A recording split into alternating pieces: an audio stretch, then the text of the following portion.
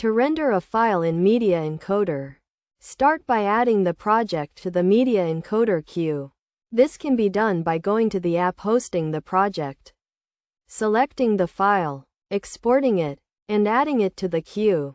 Alternatively, go to the Composition tab and click Add to Media Encoder Queue, or drag the project to the queue from within Media Encoder, or double-click an empty space on the queue panel.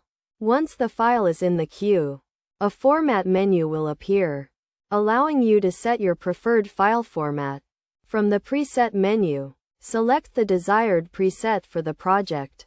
Then, click on Output and choose the folder where the exports will be saved. Apply any additional adjustments as needed, and click OK at the bottom of the page.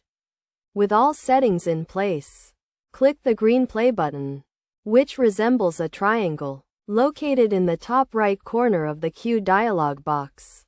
The file will then begin encoding, completing the rendering process in Media Encoder. This process is relatively straightforward, making it easy to render files using Media Encoder.